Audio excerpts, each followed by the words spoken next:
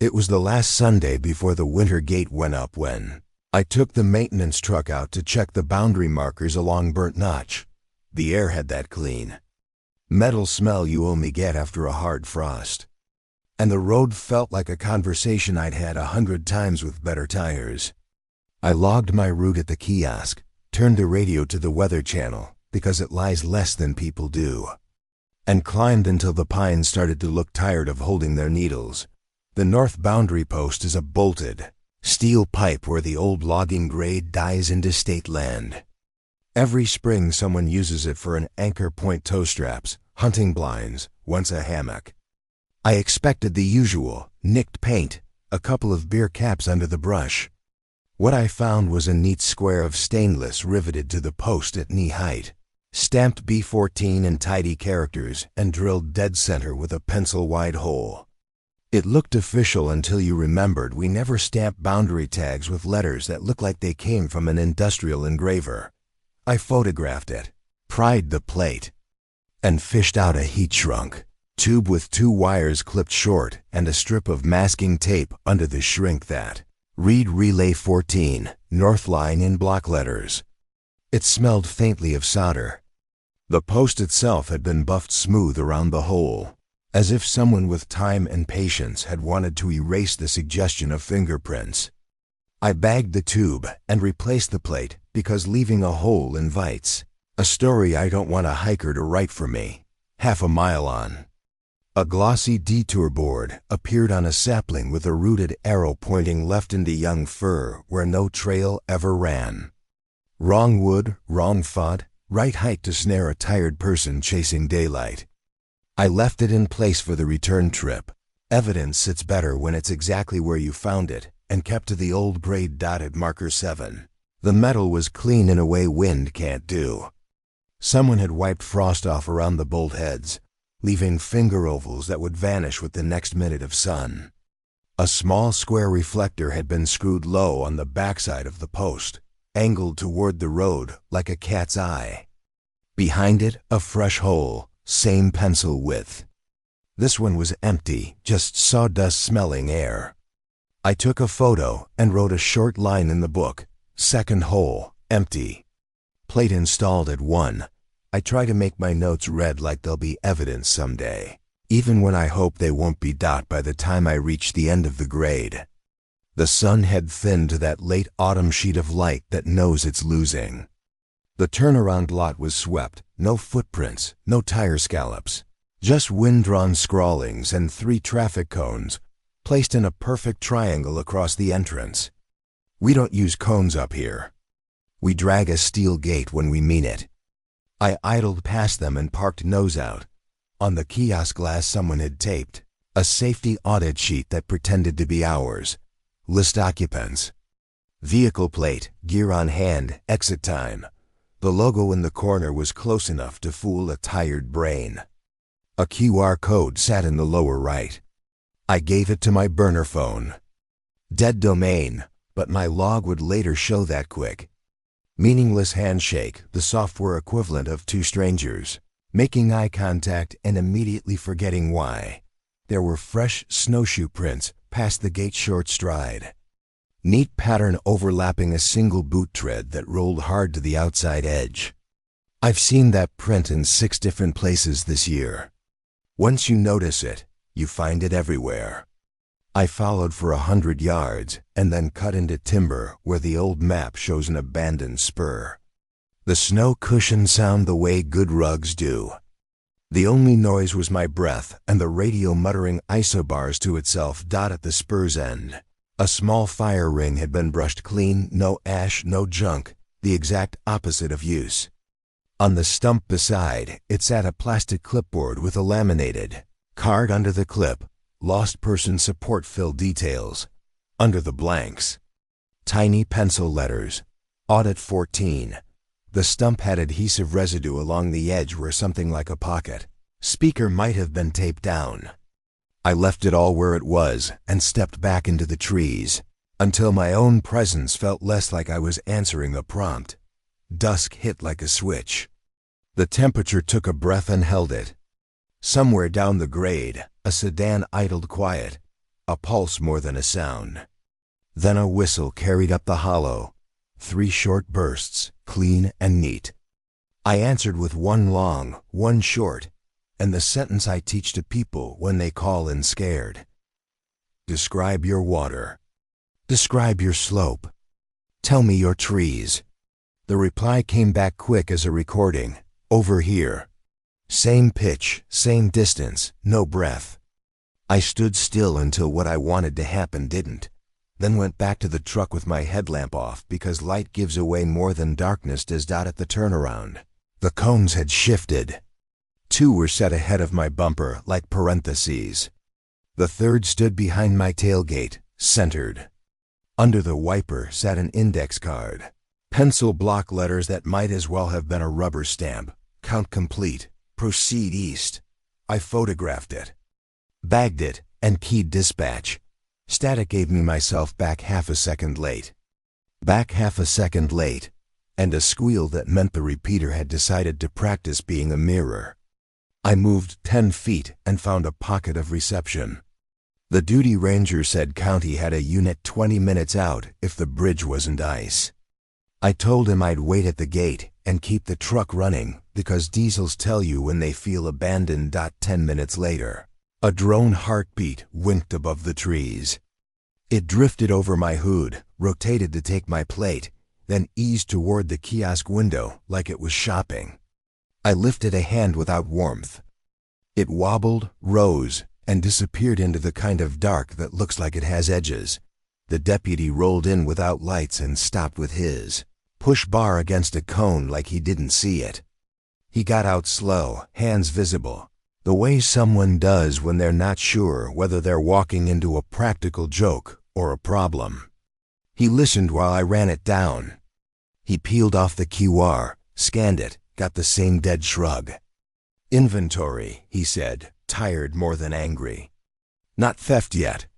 He pointed to the corner of the kiosk window where a thumbprint smudge sat at eye level.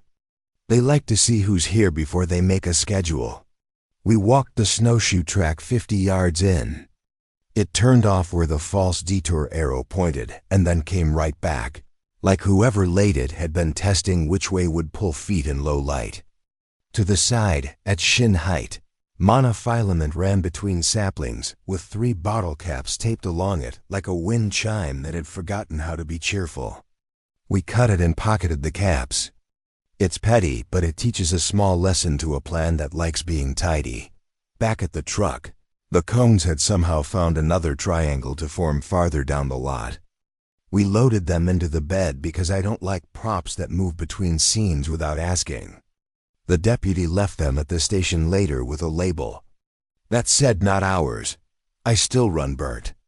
Notch when frost hits because it's my job and because the woods make more sense when you're the one deciding where to put your boots. When I see stainless plates with pencil holes, I take photos and use a bag, not my pocket. When a whistle proves it memorized the script and not the place, I ask it questions a speaker can't answer. And when an index card tells me which way to proceed, I proceed the other way first. Just to disappoint someone who likes schedules more than trees, the club asked for a volunteer to winterize the old line shack on Switchback Ridge, drain the pipes, lock the cabinets, board the window that likes to sigh itself open. I like that work because the shack smells like pine and mouse and coffee tins filled with nails. And because you can hear weather make decisions up there before it tells the rest of the county. I signed the log at the gate at 1410 and hiked in with a toolbox, a jug of RV antifreeze, and a roll of tape that had outlived the last 3 shed doors I'd fixed. The ridge trail was mostly clear, just a few saplings blown across by a wind that thought it was bigger than it is. Half a mile in, a new sign with a clean face had been screwed to a dead snag. Fire detour gives with a crisp arrow into a tangle of alder where no one with a saw had been lately.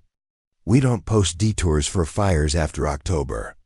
I left it for the return and kept to the tread that 1,000 boots had taught the dirt to be.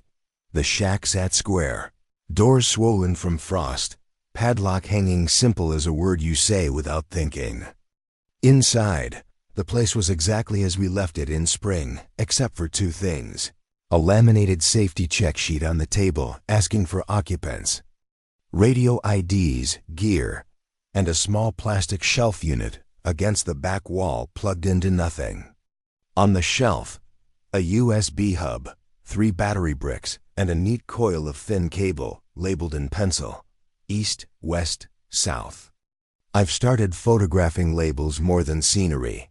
On the porch rail, at knee height, a reflector square had been added after summer. Behind it, the hole. I pried the tiny tube, bagged it, and replaced the square so any camera pointed here would feel satisfied for at least a day. Under the rail, a pocket speaker sat face down taped. It pulsed a small red light when I touched it, then went still, like a heartbeat that knows better than to speak first. Dusk ran downhill.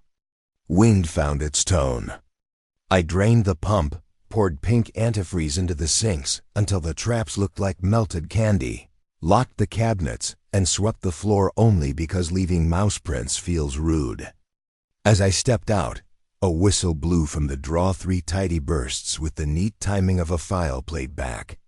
I stayed on the porch, hands warm on the rail I shouldn't trust. "Describe your water," I said. The reply was "over here," the same distance, the same lack of breath. I turned the porch light off. The world got honest. In that honest dark, down near the old loading ramp, a drone heartbeat blinked small, blue-white, then steadied and slid closer. It stopped 30 feet out and hung, the way a person with a clipboard hangs just outside conversation, waiting for your mouth to give them what their eyes want. I lifted my hand in a wave I didn't mean, then let it drop. The drone rose and left toward the access road like it was due somewhere else. On the hike out, the fire detour board had been removed from the dead snag and screwed to a living birch, arrow now pointing upslope. The screws were still warm.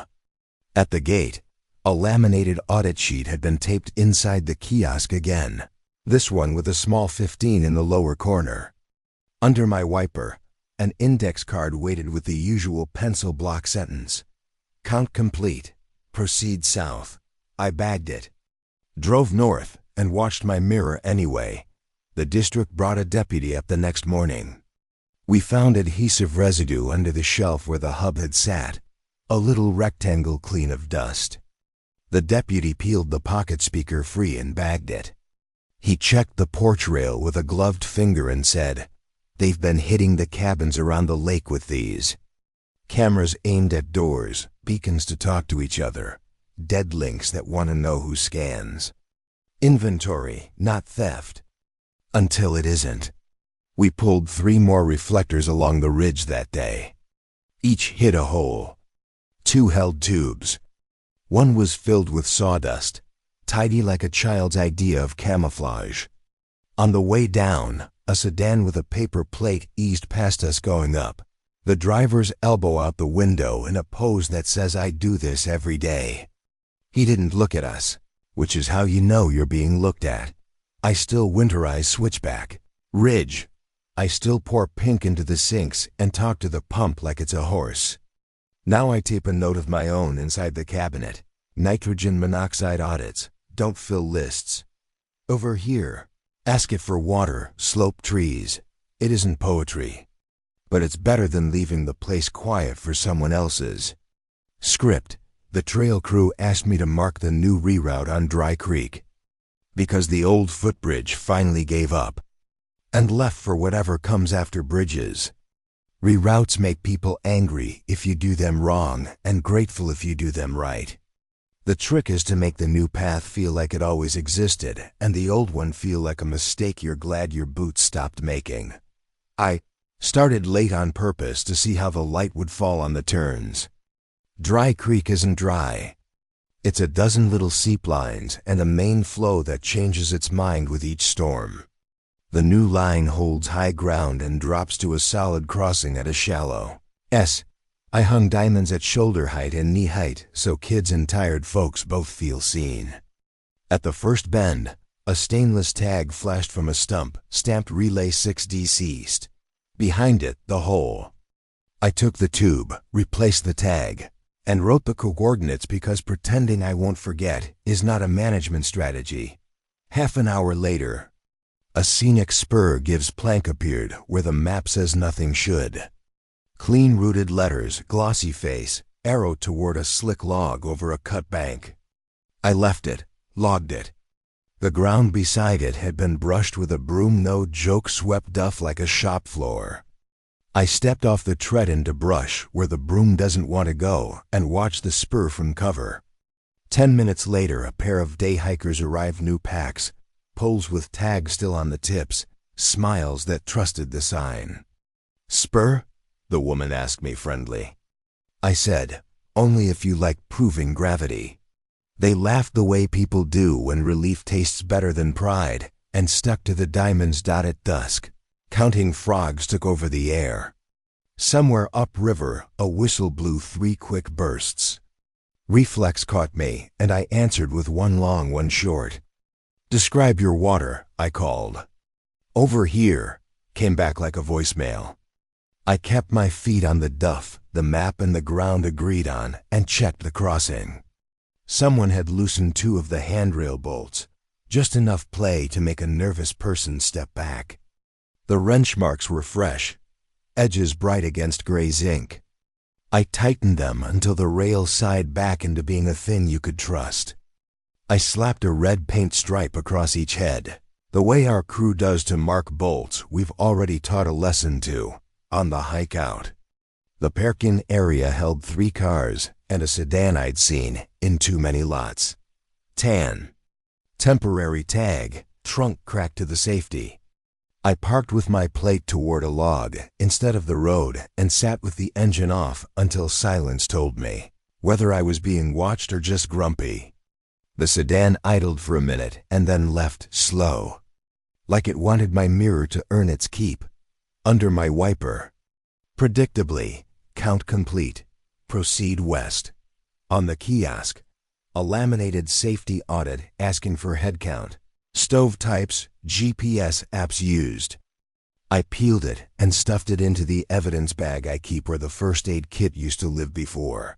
I made room for other people's plans. 2 days later, I brought the crew in daylight and we pulled the scenic spur plank, filled the handrail bolt heads with thread locker, and set 2 extra diamonds where light runs out early so the trail's sentence ends clearly, even for people who are tired of reading.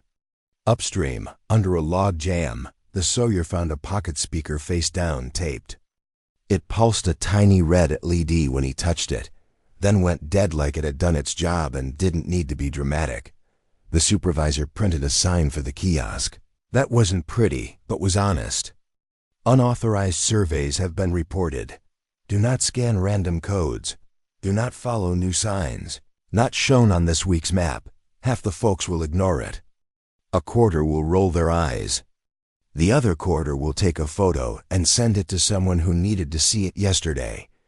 I still walk Dry Creek at last light because frogs are better company than most voices I hear on the radio.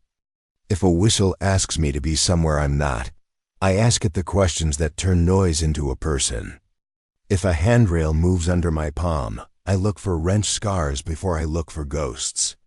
And if the parking lot gift wraps a note telling me which way to drive, I drive the other way first, just to make sure the only schedule in the woods is the one the creek keeps. Sent me up to Sparrow Ledge on a Tuesday because the weekend crew kept finding SAR cash items that none of us had signed out emergency.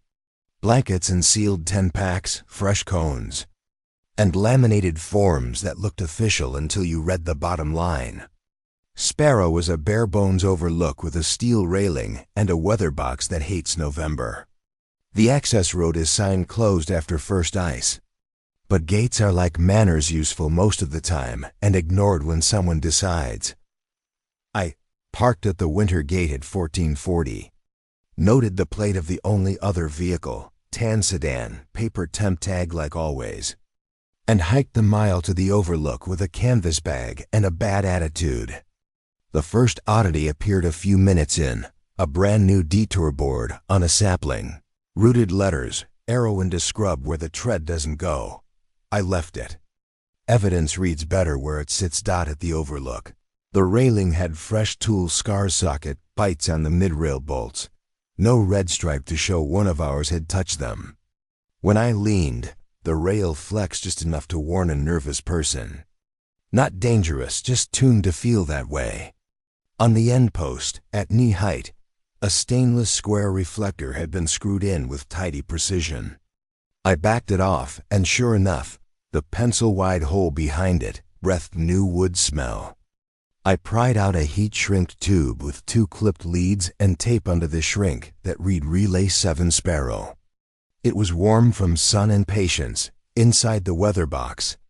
A clipboard lay open to a form titled Lost Party Intake with blanks for names, phone numbers, gear, and confidence in navigation. The QR code went to a dead link. My burner phone log later showed that quick handshake strangers make when they want to remember you without talking to you. Beneath the form, tucked in the clip, a pocket speaker face down and pulsed a tiny red LED every 15 seconds. I stepped back, radioed the office from the only 2-square-foot patch where the repeater treats humans like a suggestion, and got the standard log everything, don't engage. County will swing by the gate. A gust came up from the valley and rattled the railing. The mid-rail gave a theatrical little chatter. I tightened 2 bolts and painted them with our red slash, because small honesty helps the next person's heartbeat. I was halfway down the spur when a whistle pealed from the slope below 3 neat bursts. The echo answered itself faster than sound should in cold air. I did what I've taught until I'm tired of hearing it. Describe your water. Describe your slope. Tell me your trees. Over here, came back in a voice that was 20 yards away and also 1,000 miles. I stood still until the woods stopped acting like a stage. The detour board I'd left was now on a different tree. Arrow flipped. The screws were warm to the glove.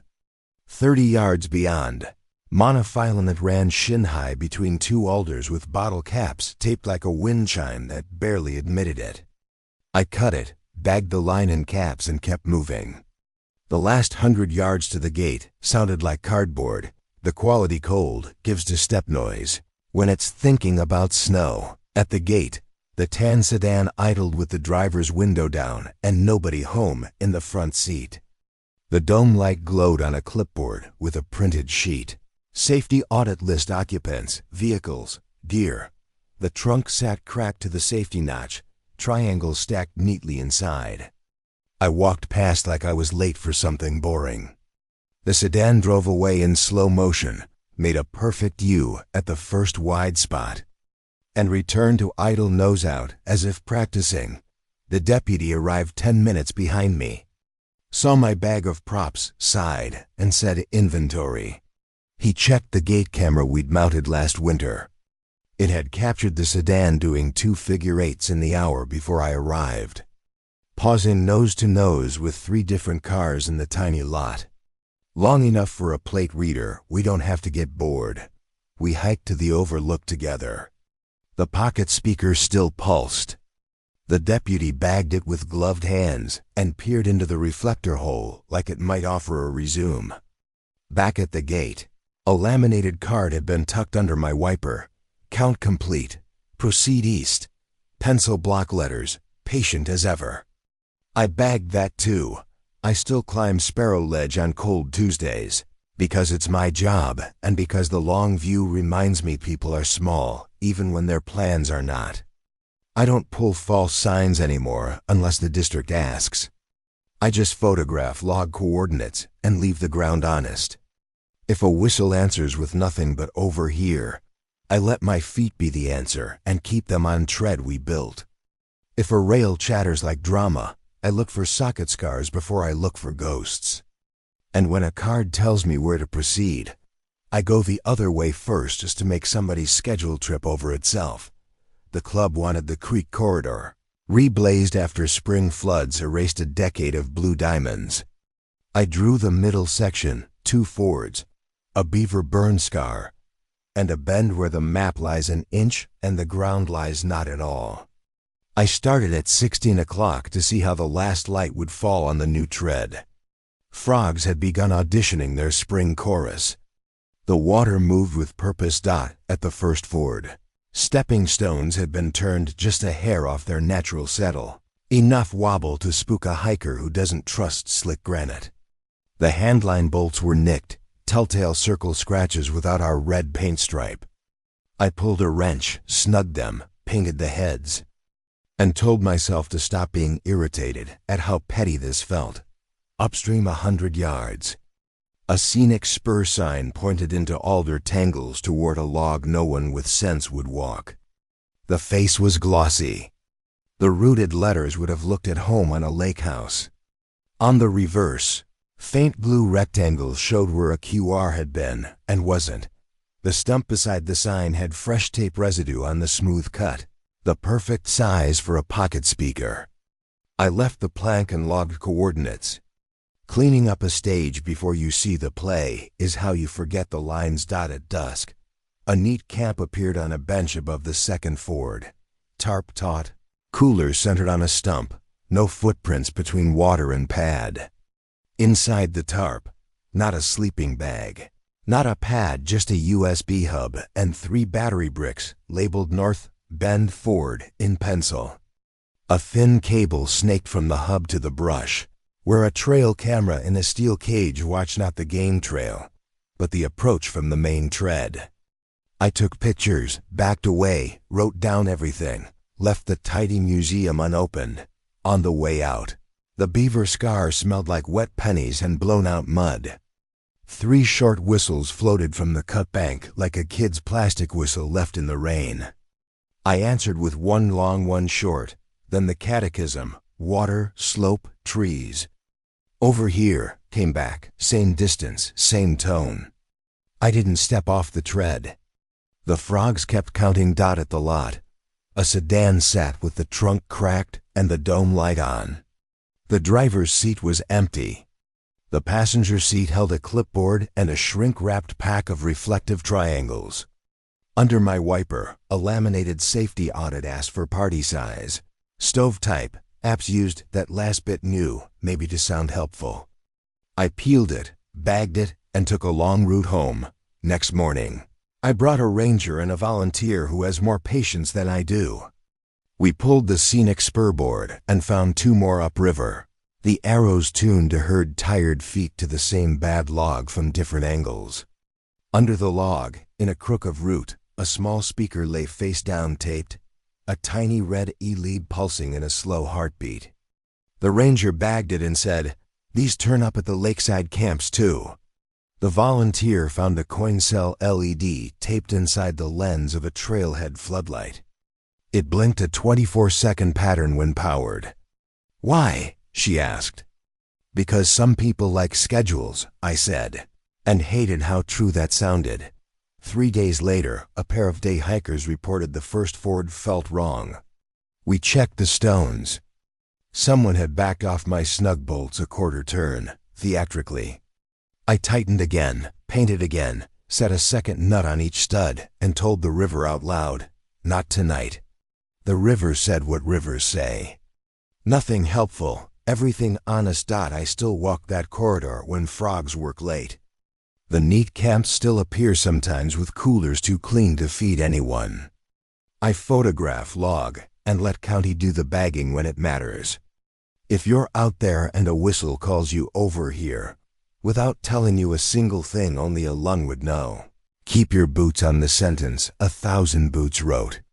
And if a lamination on a kiosk asks you to itemize your gear for safety, remember safety is the promise you keep with your own judgment, long before a clipboard asks for it.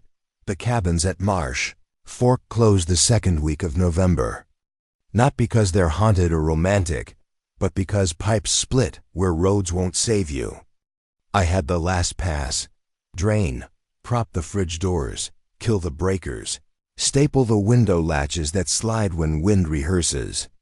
The campground looked like an abandoned parking lot for stove fire rings frosted. Picnic tables hunkered down like turtles. Cabin 1 was fine. Cobwebs in the corners, a mouse polite enough to leave his seeds in a single neat pile. Cabin 2's vent grill sat crooked. 2 screws rested on the sill like someone had been interrupted politely. Inside on the table, a laminated security audit sheet asked for occupants, gear on hand, camera types. We don't do that. Under the sink, a pocket speaker taped face down, pulsing a tiny red when I lifted it. I bagged it, resecured the vent, and painted a red stripe across the screw heads, the way the crew has started doing when we find touched things. Outside.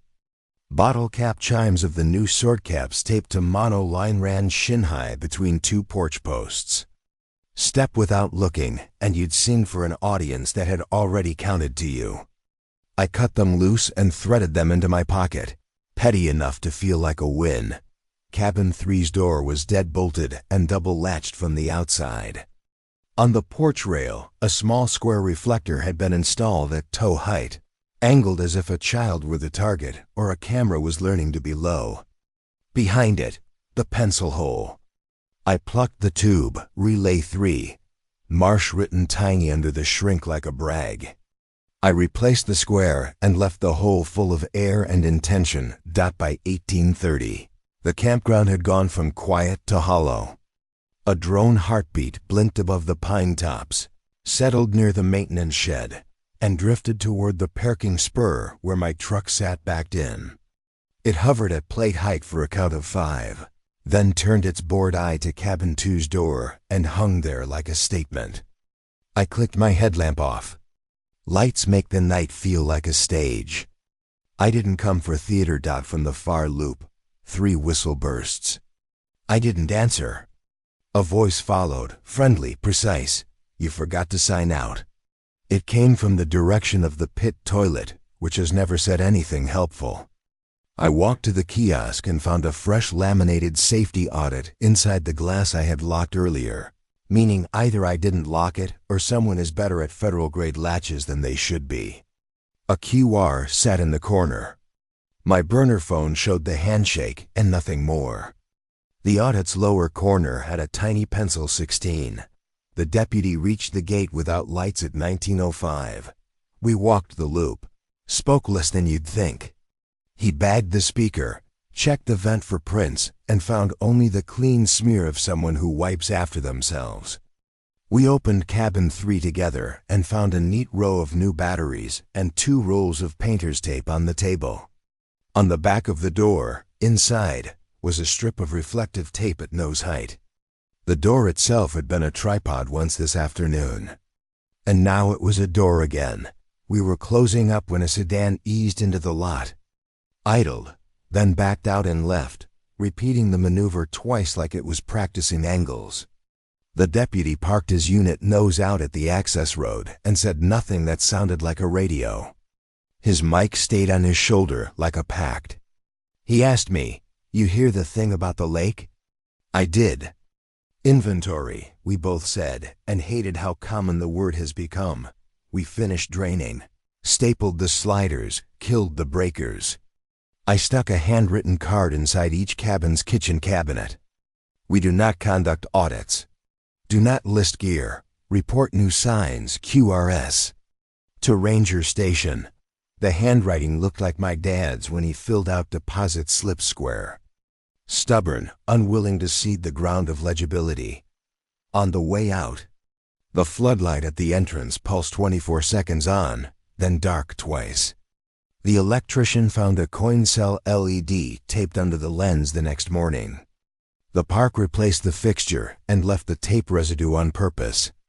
Mess can be a warning more honest than a sign. I still close Marsh Fork when November arrives, because pipes split when you give them the chance, and because people will keep bringing schedules to the woods long after the woods refuse to show up on time. If a vent grill sits proud, I reseat it and paint the screws because a red line says, "Hands have been here," in a language devices can't fake. If a voice tells me I've forgotten to sign out, I look at my own clipboard and decide whether the night has earned words from me. It usually hasn't, and if a reflector at toe height winks in new frost, I check for a hole behind it and the whisper of burnt flux. The forest doesn't care what is counted.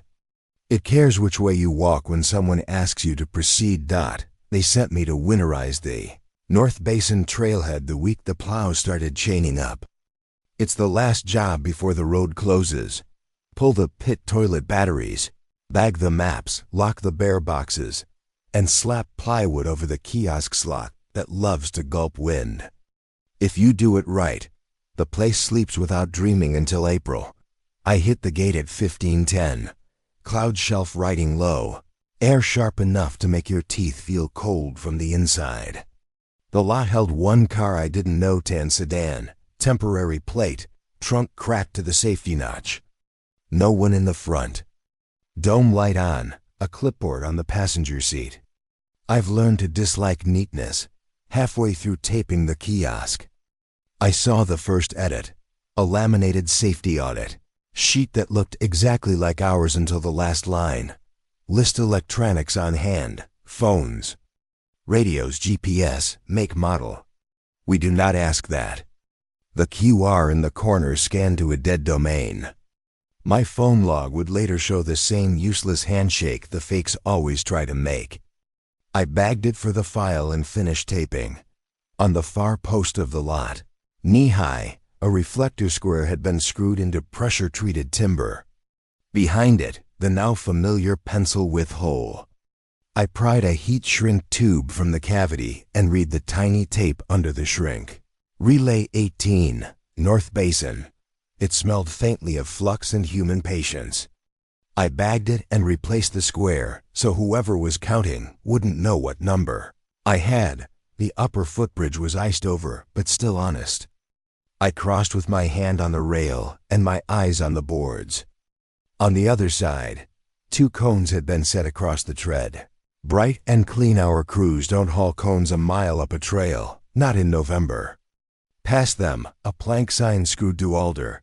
Detour gives in rooted letters, arrow into cold brush where no path ever ran. The dirt around the sign had been brushed with a broom. That little domestic detail makes me angrier than it should.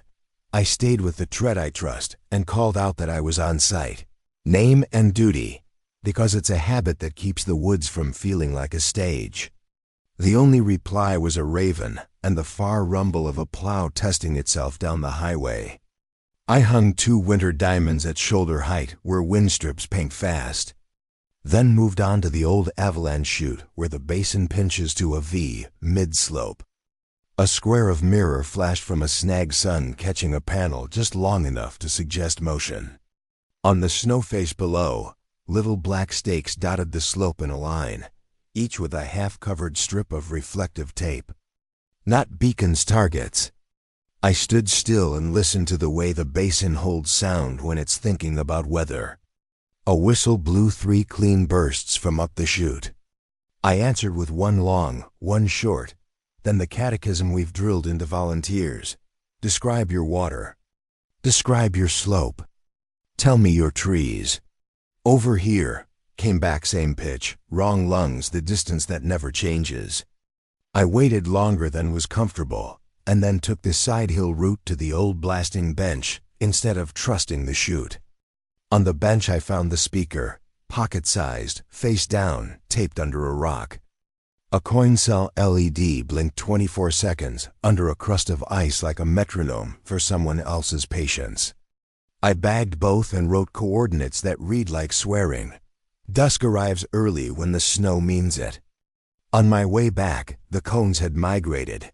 1 at the bridge mouth, 1 halfway across, 1 on my side centered in the tread. Nobody on the trail. No prints but mine. I moved them aside with the toe of my boot, no righteous flourish. Just enough space for a person with fear in their legs to cross. At the lot, the sedan still idled. The trunk rose an inch, closed an inch. A small drone hovered above my tailgate, tilted to read my plate.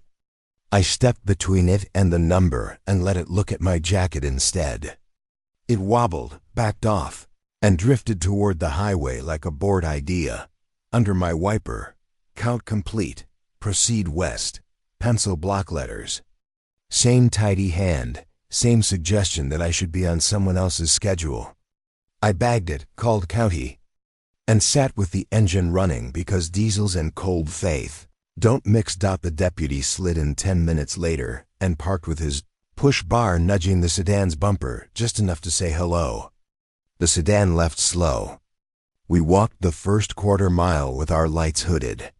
He peeled a coin cell LED from the underside of the bridge rail.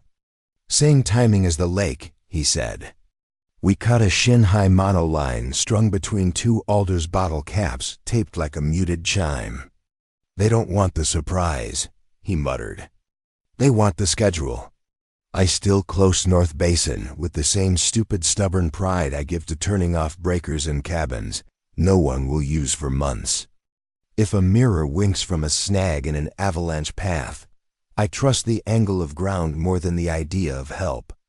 If a whistle answers without breath, I count my steps and ask for water and slope and trees out loud, as much for me as for whoever's listening.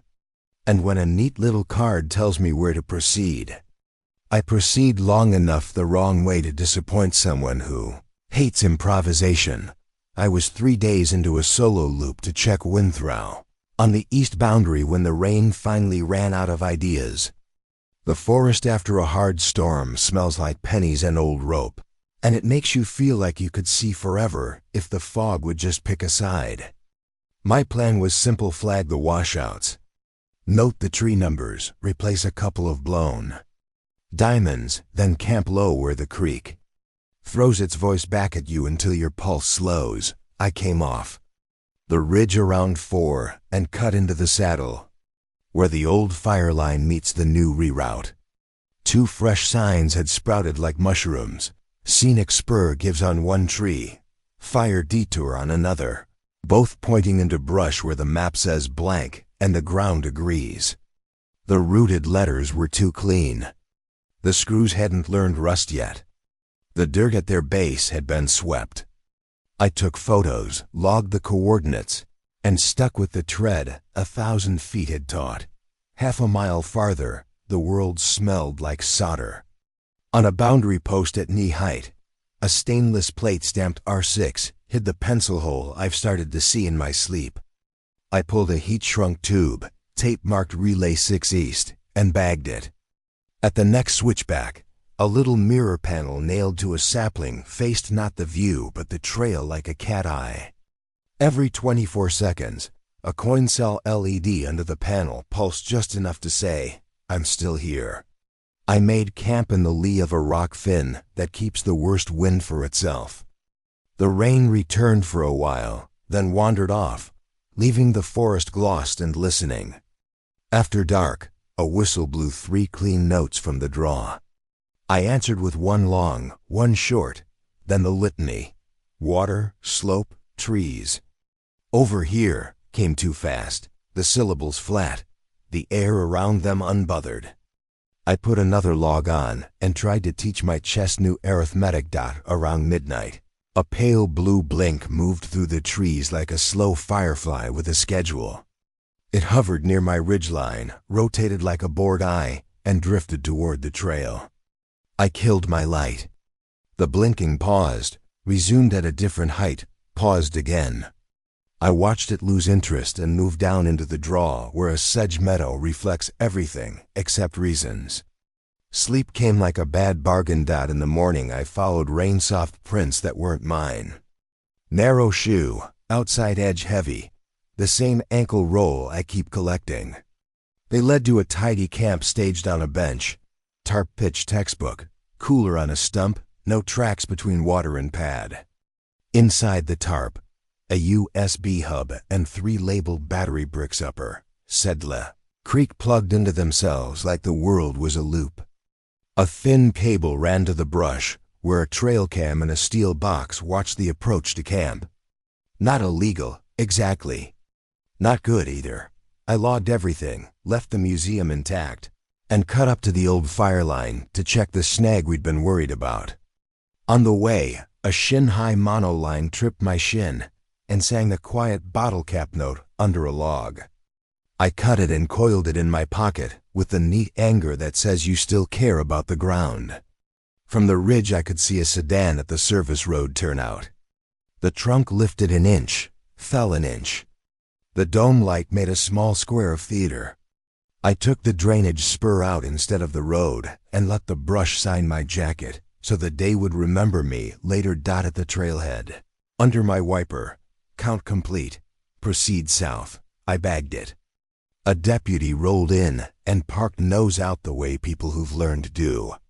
He listened, peeled a coin cell LED from the floodlight lens at the lot sign, and said, "Sane 24. They like to see who's here and then decide whether tonight or next week." We pulled 2 scenic spur boards and left the screws in the holes so the trees would tell on the hands that came back to reclaim them. I still run that loop when the rain remembers. The mirror panel is gone now, or maybe it learned a new home. The bench museum reappears sometimes, tidy as a shelf in a store that doesn't sell anything. When a whistle says over here, I ask it. For the kind of details paper never carries, what the dirt smells like right now, what the water sounds like when it hits the next rock, how cold the shade feels on your left hand. Recordings fail those tests. People pass when they can. And if my camp sees a blue blink orbit like it's measuring me, I let it be bored until it leaves.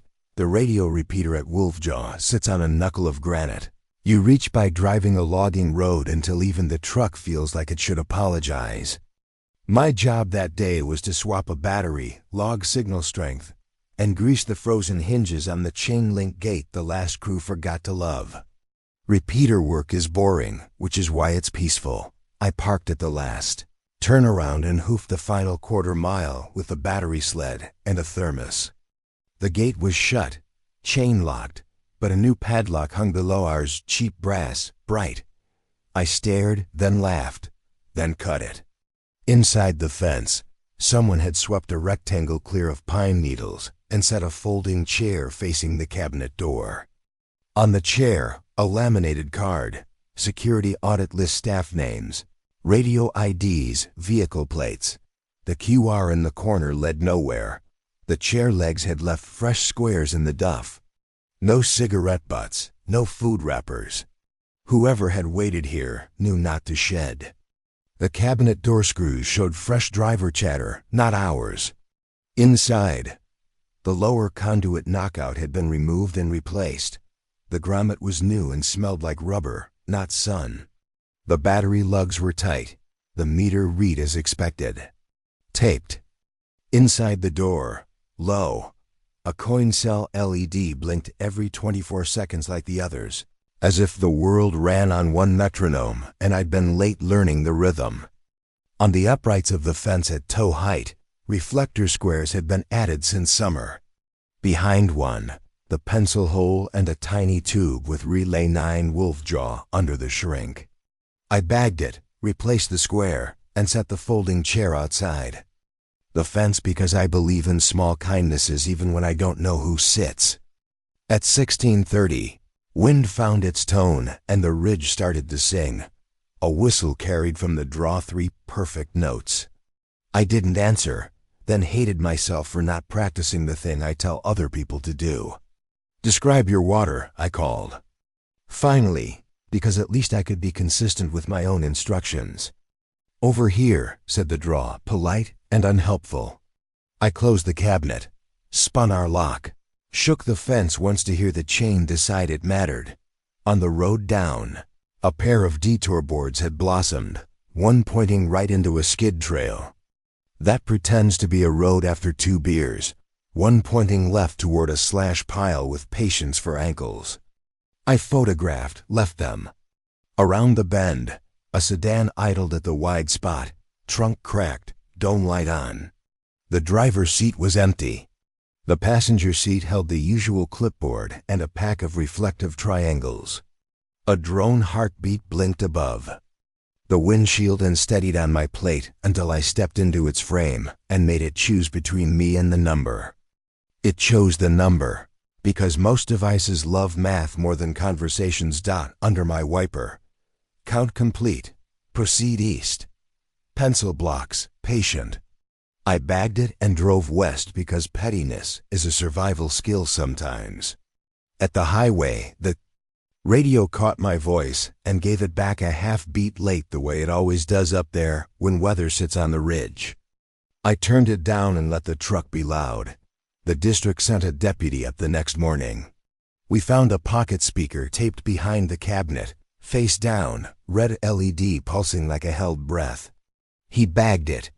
We traced the new grommet repair to a conduit that led nowhere. The knockout had been removed and replaced for show, not theft. The chair was gone. A fresh square in the duff told me it had sat again between my two visits, briefly, like someone wanted to keep the seat warm for a schedule I don't intend to learn. I still service. Wolf jaw when the ticket hits my inbox because batteries don't care about stories. The new padlocks keep appearing under hours. I keep cutting them. The reflector squares come and go. If a whistle calls me over here without telling me slope or water or trees, I let it talk to itself until wind gets bored and carries it away. And if a card tells me where to proceed, I check the grease on the gate hinges first. Gates need love. Schedules don't. They asked me to sweep the north spur of Timberline after a series of courtesy reports. Came impolite emails from hikers who didn't want to make trouble but also didn't want to forget what they'd seen. New detour boards, QR stickers on boundary posts, a tidy camp with no footprints. It was the kind of punch list you draw when you've started to recognize the handwriting of a season. I signed the vehicle out at 14:05 and took the gravel until the ruts turned into memory. The weather was early winter clean, sky like rinsed. Glass, air thin enough to make sound travel farther than good sense. I parked at the winter gate, noted the only other plate, paper temp tag. Tan sedan again, and walked the last mile with a canvas bag, a wrench, and the mood I reserve for people who bring clipboards to trees. The first boundary post wore a small stainless plate at knee, height stamped T10. It looked official to anyone who wasn't me. I pried it and found the pencil with hole behind it, pressed my knife in, and coaxed out a heat-shrunk tube with 2 clipped leads. Masking tape under the shrink read Relay 10, Timberline North. The post smelled like fresh wood where the hole had been drilled. Someone had done this in the last week. I bagged the tube and set the plate back to avoid writing a new chapter for whoever wandered by. 100 yards farther, a fire detour gives board pointed straight into a tangle of young alder. The screw still felt warm under my glove. I photographed it and kept to the tread that the ground itself would recognize in the dark. At the overlook spur, the mid-rail bolts on the guard were brighter on the edges, socket chatter still sharp against zinc. When I leaned, the rail moved just enough to wake the part of your brain that remembers falling. I tightened 2 bolts and painted them with our red stripe so the next ranger wouldn't waste their heartbeat dot in the kiosk. Behind glass I locked. 3 weeks ago, a laminated safety audit sheet had materialized. List occupants, vehicles, stove types, apps used, the new line that keeps showing up everywhere. The QR code didn't resolve. My burner phone still recorded the handshake. I bagged it and taped the kiosk with a strip that would tear if anyone lifted the glass again. By the time I reached the old gravel pit, light had thinned and the wind was testing its voice.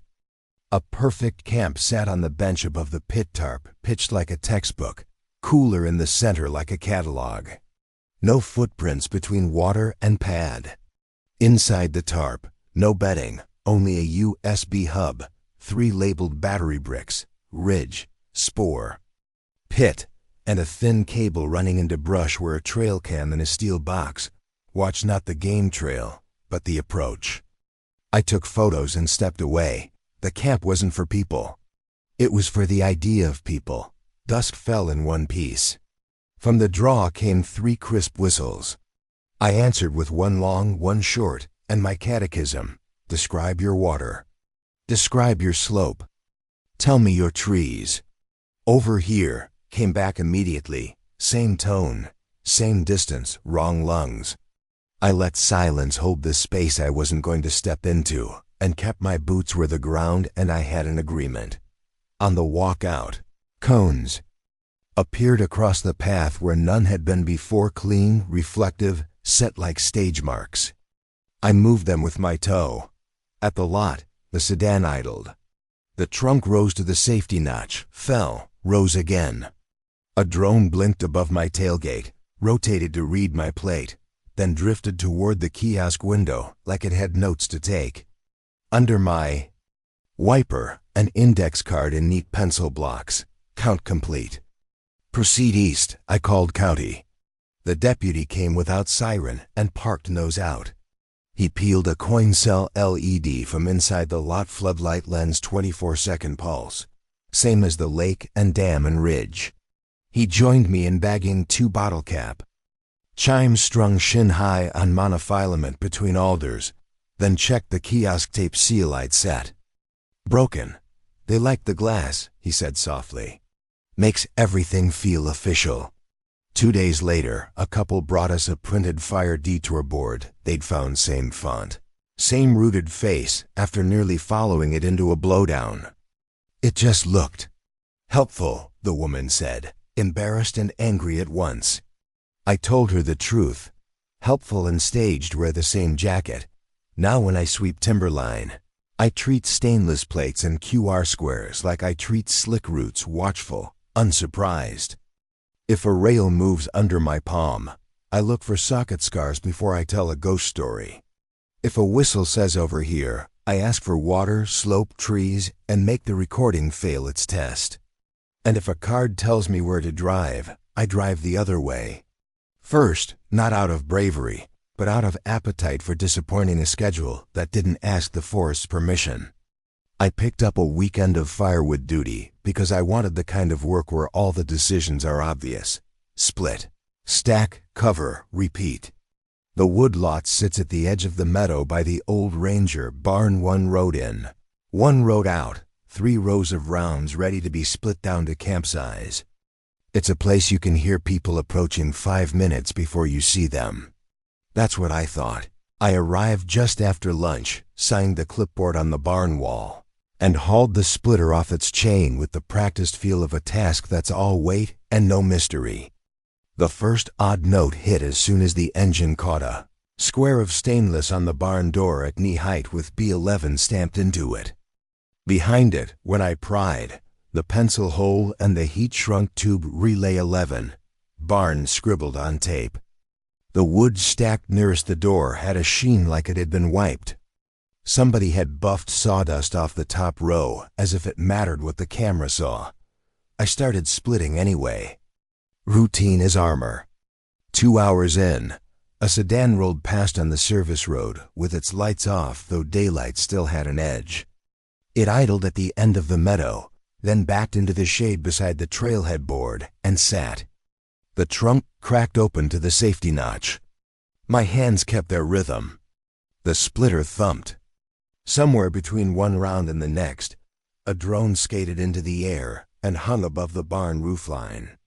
It held on my tailgate, then slid to the lot, then turned to face me. I lifted a hand without waving. It drifted toward the meadow and left. I went to fetch more rounds from the far row and found a laminated safety check sheet laid on the stack.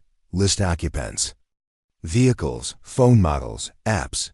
The QR was scratched, still scanned to nowhere. I bagged it and kept working. At 1640, when the day thinks about changing clothes, a whistle sang 3 clean bursts from the tree line on the far side of the meadow. I did not answer. Old habit tugged. I fought it and won. The whistle repeated, then a voice. You forgot to sign out. Calm, neighborly, wrong. I shut the splitter down and let the sudden quiet show me what sound had been hiding. The sedan idling. The click of a camera shutter that wasn't a camera. The weightless hum of a coin cell LED pulsing somewhere I couldn't see it. I walked to the barn and slid the big door shut. On the inside, just above the latch, a strip of reflective tape had been placed at eye level, as if the door were a prop and needed to hit its light. On the workbench, a pocket speaker sat face down, taped. I peeled it free. It pulsed a tiny red LED, once like a hiccup, and went still. Bag note, back to splitting. The sedan moved twice more and then left. Slow as a thought you don't want to own. When I loaded the last rack into the truck, an index card waited under my wiper. Count complete. Proceed south. I bagged it, drove north, and didn't look in the mirror until I hit the county line. It's a small rebellion, but it's mine. Sunday morning, I found a nitrogen monoxide open fire sign screwed to the trailhead post. The font was ours. The icon wasn't. The corner carried a QR sticker. I pulled the screws and brought the whole thing to the office. We've started keeping a bin labeled props. The bin is getting full. I still take wood duty when they ask, because some chores fix your head just by existing. I stack with the open ends east so the morning sun can pull damp. I cover everything slanted so rain learns where to go. And if a stainless plate winks from a door or an unseen voice tells me I forgot to sign, I look at the clipboard, see my name where I wrote it, and let silence do the talking. I don't owe anyone. The county wanted a pre-winter check on the old tram road that runs from the lake up to the quarry. It's closed, signed, and ignored by exactly the people you would expect. Ambitious hikers, high schoolers on weekends, and a tiny subset of planners who believe devices belong to them more than to the people who carry them. I took it because I like walking dead roads. They teach you how fast the forest heals. I logged in at 1350, parked at the chain, and stepped over into the shade where last light looks like morning. Halfway up the first grade, a scenic spur plank pointed into a cut bank where the ground had recently lost an argument with water. The plank screws bit into living wood. The bark around them was clean. A second sign 50 yards later read fire detour and pointed toward a slope that wouldn't forgive ankles. Both had glossy faces rooted with the same bit dot at the first switchback. A mirror panel caught sun from a window of sky and flashed at me like a wink. Beneath it, a coin cell LED blinked once every 24 seconds. I took a photo, left it, and wrote down the timing because counting matters more than anger.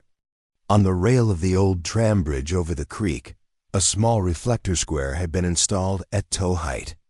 Behind it, the hole. The tube inside wore tape that read Relay 12 Tram. I bagged it and replaced the square. On the underside of the rail, taped neat, a pocket speaker face down. I bagged that too. The quarry bench still holds the shape of its last workday.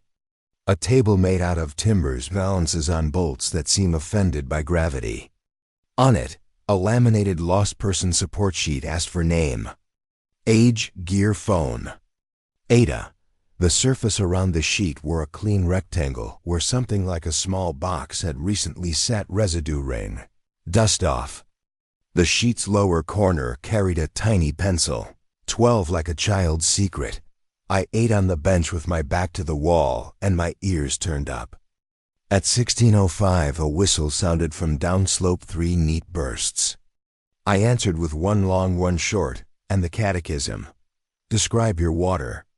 Describe your slope. Tell me your trees. Over here, the quarry answered in a voice that had no breath and no specific. I let an extra minute pass so my legs wouldn't rush somewhere my head didn't want to go. On the way down, someone had added cones to the tram bridge, one at each end and one in the middle like the beginning of a lesson. I moved them aside with a boot. The creek below ran clear and cold. The honest song you get when rain remembers where it belongs. At the lot, the tan sedan sat with the dome light on. The driver's seat was empty. The passenger seat held a clipboard and a shrink-wrapped pack of reflective triangles. A drone blinked above the chain and settled toward my plate.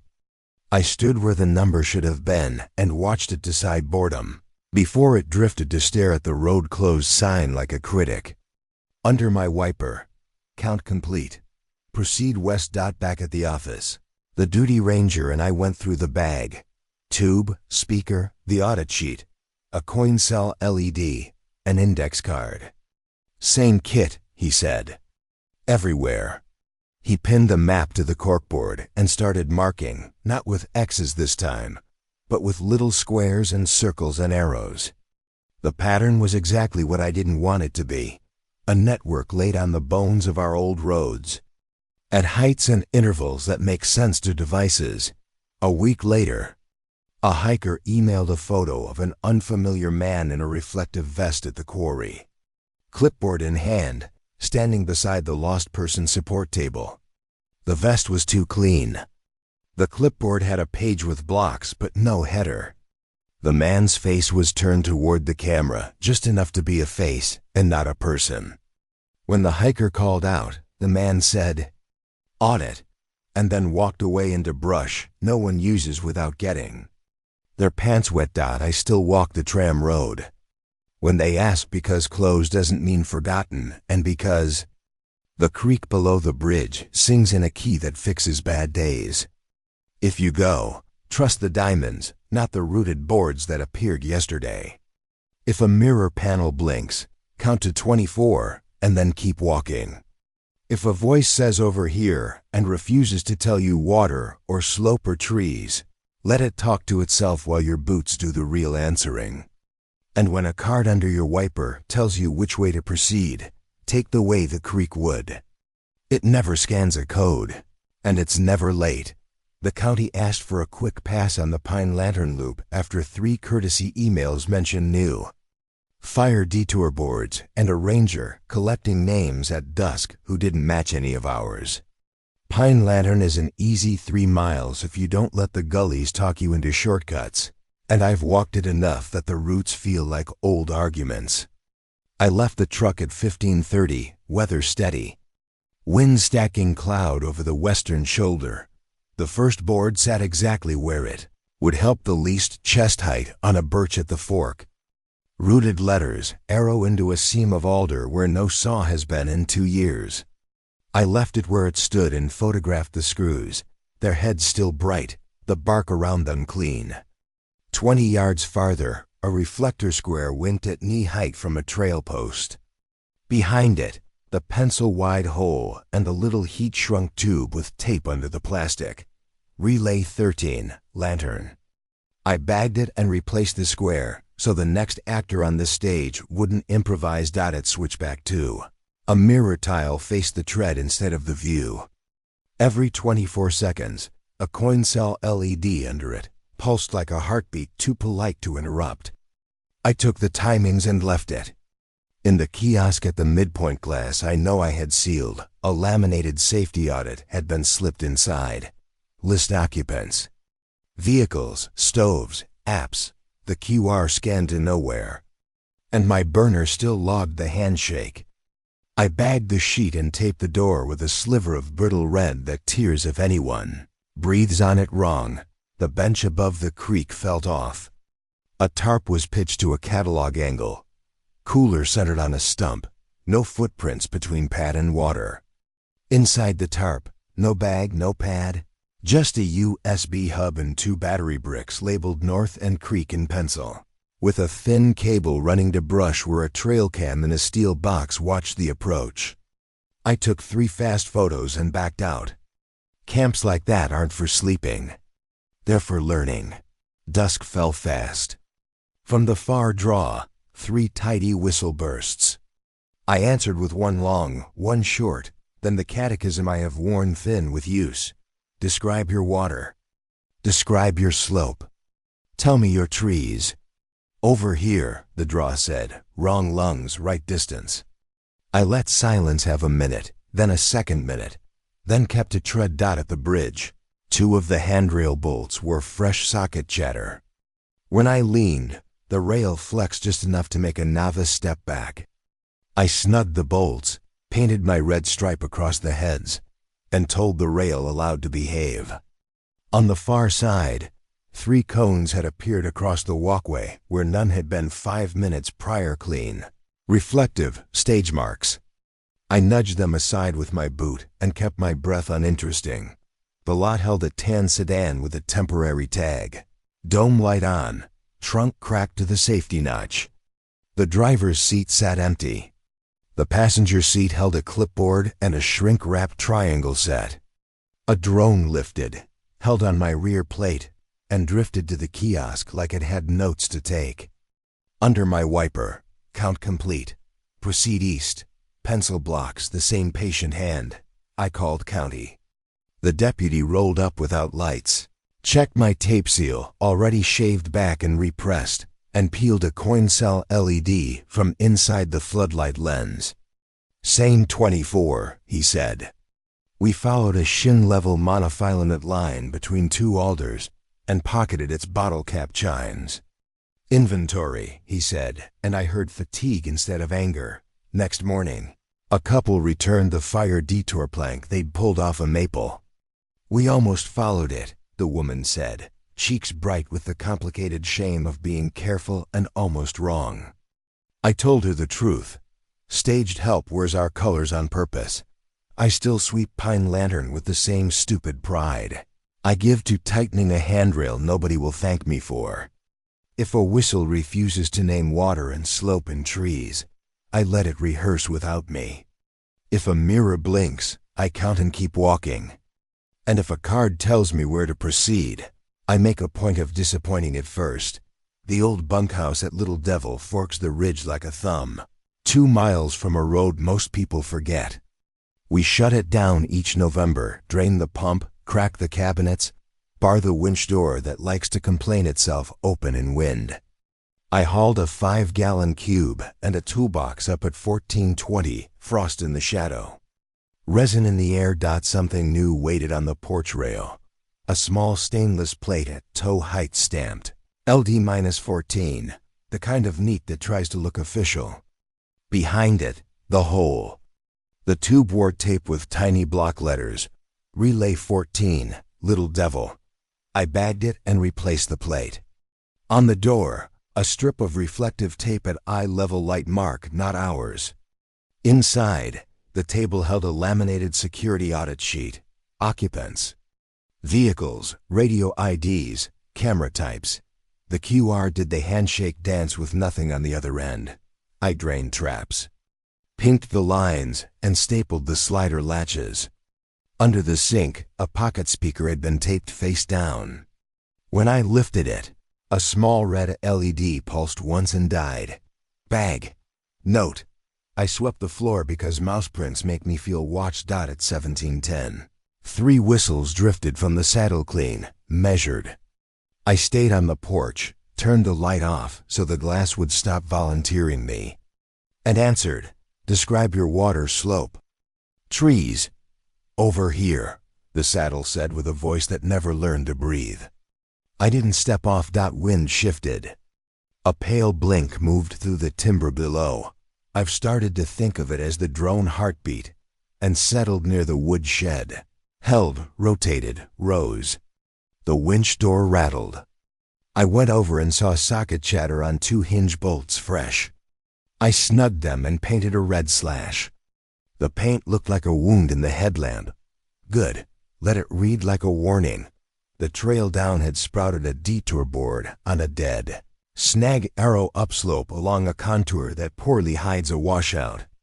I left it and logged the screws. At the first switchback, a mirror tile faced the tread, coin cell LED under it metronoming 24. On the bench above the creek, the neat camp had appeared again, tarp pitched perfect, cooler centered, no footprints to or from water. Inside, the hub and 3 bricks ridge, Sedla, creek with the cable into brush where a steel-boxed cam watched the approach. I left it. That's evidence for a day with more bodies. The lot a mile below glowed with a dome light. The tan sedan idled, trunk cracked, nobody in the front. Under my wiper, count complete. Proceed south. I took the northern exit, petty on purpose, and watched the mirror only enough to keep from bumping an elk. 2 days later, when we brought a deputy, the bunkhouse table was bare. My tape on the slider latches was peeled and repressed. The reflective strip on the door had been replaced with a fresh one, slightly higher. Under the porch, new monolines ran shin-high between posts, bottle cap chimes taped and waiting. We cut them. He sighed. They're doing this at cabins around the reservoir too, he said. Same kit, different map. I still shut Little Devil down because pipes split and wind is unromantic. If you go, trust the red slashes on hinge screws and ignore the reflectors at toe height that try to teach a camera where to look. If a voice tells you you forgot to sign out, check the clipboard you actually sign, not the card under your wiper that says where to proceed. Doors keep weather out. Schedules can let themselves back to town. Dispatch wanted eyes on the old quarry tram above Meadow Fork before the first real snow. The tram line is a fossil. You can still see where the cable ran, where the brake house sagged, where the creek undercut the trestle until it learned to live flat. People wander up there when they want to feel like they found something the map forgot. I hit the chain at 1355. A scenic spur plank had been screwed into a live alder right at the start. Arrow toward a cut bank slick with freeze-thaw. The screws were still warm. I photographed it, logged it, and walked the tread the road itself remembered. At the first trestle abutment, a reflector square winked at knee height. Behind it, a hole and a tube, relay 15 meadow. Bag and back with the square. Halfway up, the brake house platform held a folding chair facing the door of the steel cabinet where we keep the meter. On the chair, a laminated lost person support sheet, name, age, gear, phone, ETA, and nothing else. The cabinet screws had driver chatter, not ours. Inside, the lugs were tight, but the lower knockout grommet was brand new. Somebody had removed it and put it back like they were trying on a jacket. Taped low inside the door, coin cell LED, 24-second pulse. I ate on the platform with my back against the steel and my ears open. At 16:20, the whistle came from the Gully 3 crisp notes. I answered with one long, one short, and the catechism. "Over here," said the gully, fast as a button. I waited long enough to be sure I wasn't waiting for anything at all. Then stood and finished the checklist the way it was written. Not the way the evening wanted. When I reached the lower trestle, cones had appeared, one at each end of the bridge and one dead center. The handrail bolts were fresh chatter. I tightened, painted, moved the cones with my boot, kept walking. The lot below held the tan sedan with the dome-like glow.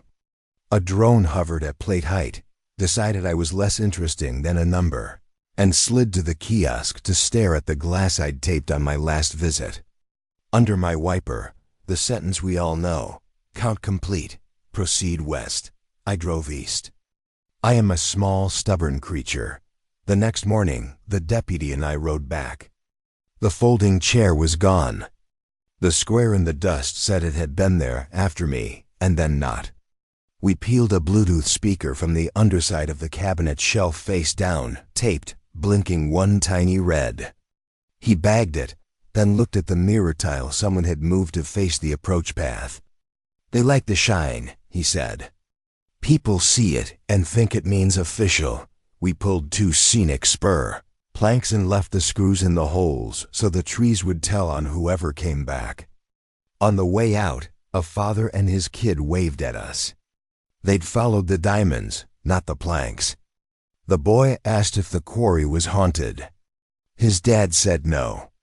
I said, "It's busy," which felt closer to the truth. I still walk Meadow Fork when the first snow skims trestle timbers and the creek smells like iron. If you go, remember the ground knows the real route. The rooted boards don't.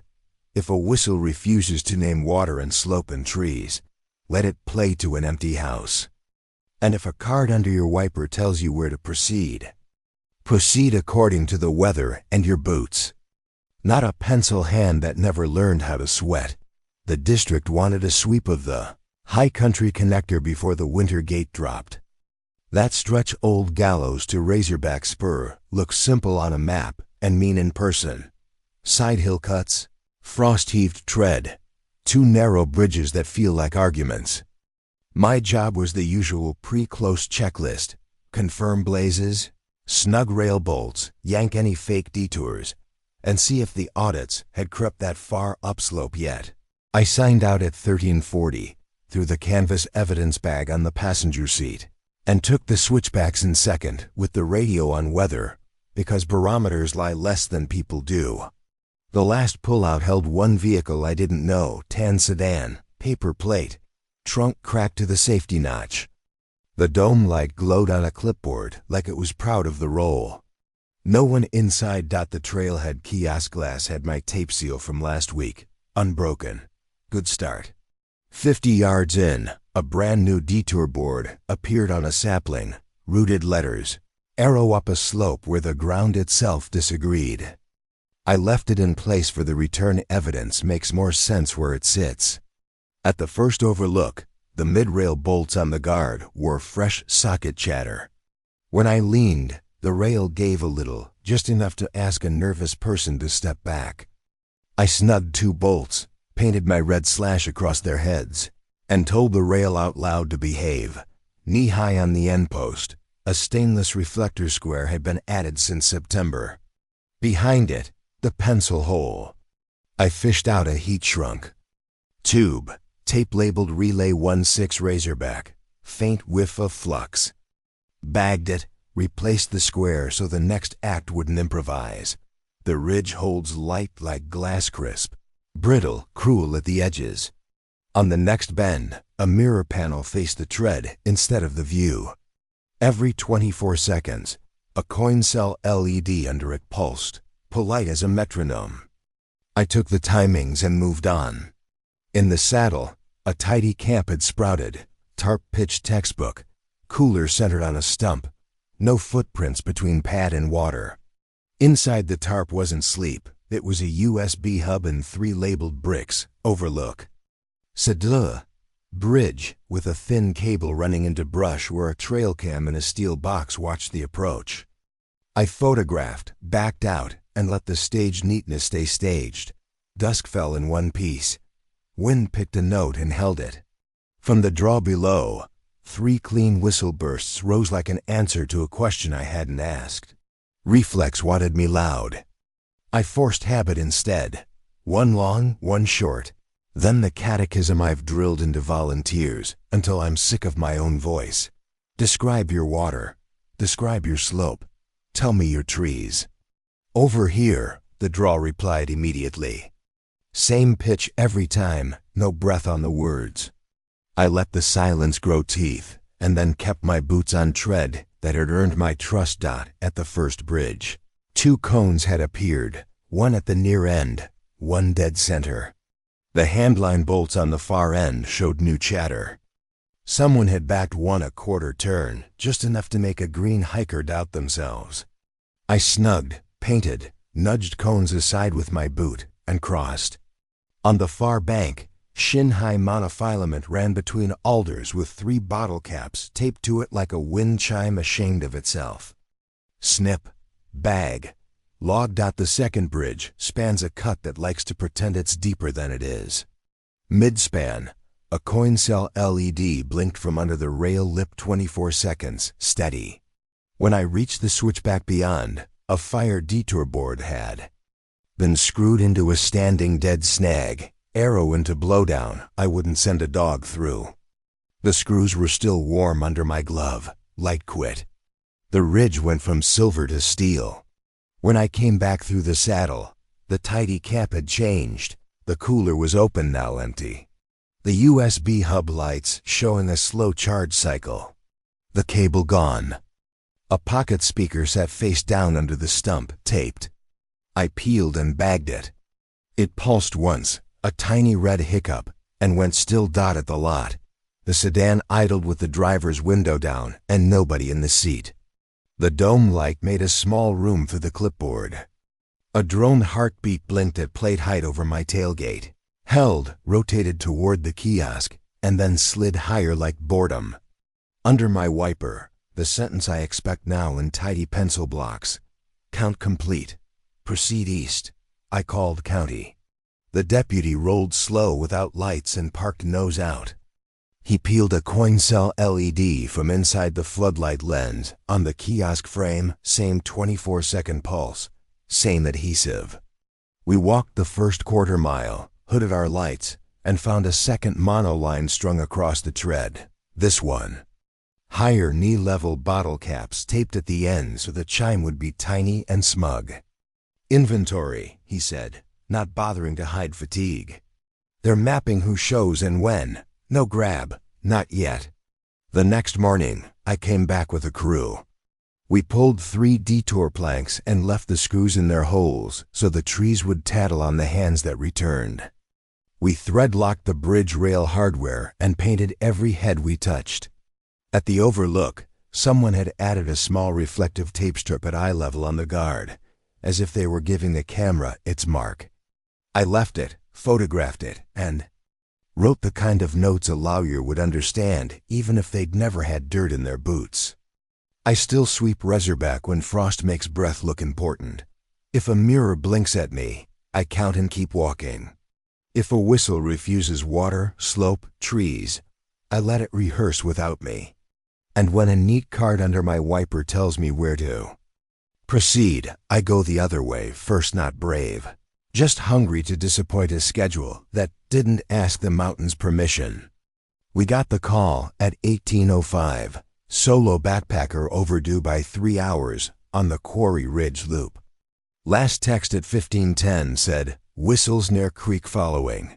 Dispatch flagged possible lure. I met the deputy at the service gate, and we ran the play we've practiced too often. Hold the known tread, test the voice. Don't let a recording choose the terrain. The trailhead lot held 3 cars and the tan sedan that keeps turning up like it's been assigned to me personally. Trunk cracked, dome light on, nobody up front. The kiosk glass had my tape seam intact. Next to our laminated map, a fresh safety audit sheet sat in the case, list occupants, vehicles, apps, stoves, with a tiny pencil 17 in the corner. I photographed and left it for the evidence bag on the way out. We moved fast to the creek bend where people first hear the hollow throw sound back at them like a dare. On the bank, shin-high monofilament ran between saplings with bottle caps taped in a line. We cut 3 runs in 40 yards. At the bend itself, a mirror panel faced the tread. A coin cell LED under it pulsed every 24 seconds. Across the creek on a bench, a tarp sat pitched neat with a cooler centered.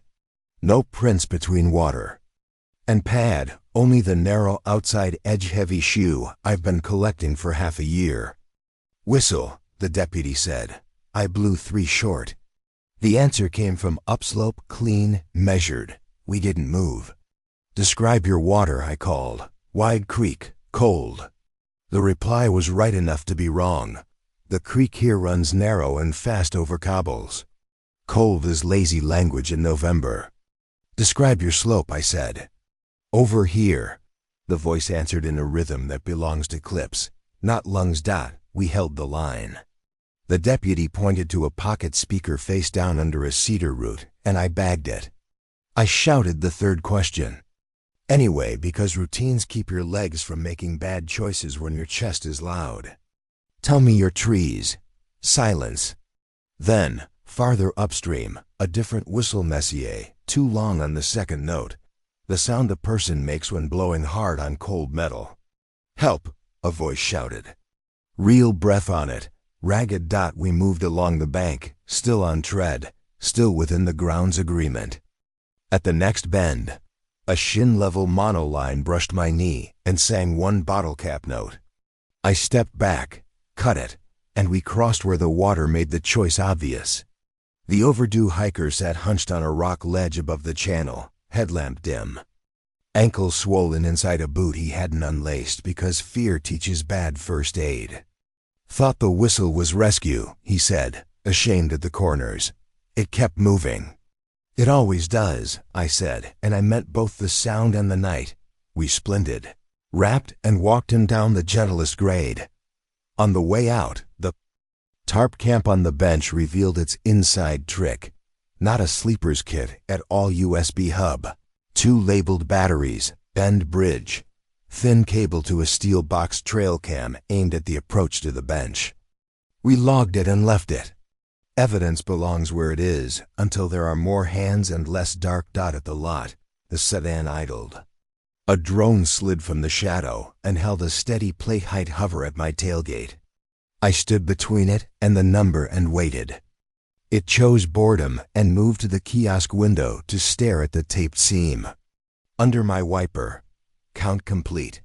Proceed south. The deputy smiled without humor and said, north it is. The kid apologized 6 times between the lot and the aid station. I heard over here and just followed. I gave him the same lesson I give volunteers and the same one I try to swallow when tired. If a voice won't answer water, slope, trees, it's not a voice you follow. I made him repeat it back until he looked annoyed. Annoyed remembers better than grateful. 2 days later, our evidence bag came back fatter. 3 pocket speakers, 4 coin cell blinkers, 1 safety audit sheet, and a coin-size QR sticker peeled from the trailhead floodlight housing. The lower corner of the sheet had a pencil 17 again, same tidy hand. Inventory, not theft. Practice, not rescue. Not yet. I still take evening calls on Quarry Ridge, because some nights you need to prove to yourself your legs know the right answers. If you're up there and the creek talks you into hearing company, blow your 3. Then ask the ground for specifics. The wrong voice hates specifics. The right one will tell you the dirt smells like wet coins and fur pitch, the slope leans like a tired shoulder, and the trees are red cedar and a crooked alder with a snag you can touch if you stand and turn left. Trust that one. Walk to that dot. We close the lakeside primitive sites the 2nd week of November. Close out here means we haul out what we can, disable what shouldn't run, and try to make the winter look like no invitation at all. The north arm is 6 pads, 1 bare box, a pit toilet that's older than 2 of our trucks, and a wind that writes rules we don't get to edit. I took the evening shift because night shows. UV edits daytime misses. The access spur was soft in the middle and iron at the edges.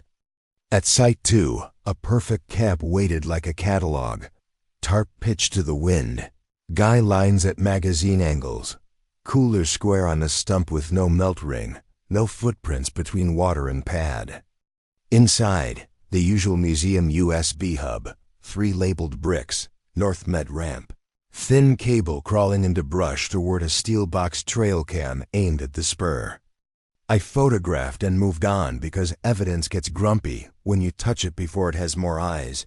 On the ridge above Site 4, a stainless plate at knee height, stamped N18 hid the pencil hole I'm tired of pretending to be surprised by. I pulled a tube, tape under the shrink. Relay 18, north arm, bag, replace square. On the post by the bare box, a mirror tile faced the spur. A coin cell LED pulsed 24 seconds under it, like a heartbeat, hooked to a calendar dot at the pit toilet. The latch screws were fresh chatter. Inside, taped face down behind the paper dispenser, a pocket speaker blinked its tiny red once and went still. I bagged it, swept the floor because mouse tracks feel like mockery, and propped the door so it wouldn't learn to slam. Dusk stripped color out of the lake and left it pewter. Across the water, a whistle blew 3 clean notes. I answered with 1 long, 1 short, then the catechism without even thinking. Describe your water. Describe your slope. Tell me your trees. Over here, the far bank replied in a voice that didn't carry breath. Wind curled the edges of the sound like paper. I stood by the bare box and let the cold work through the jacket and into my patience.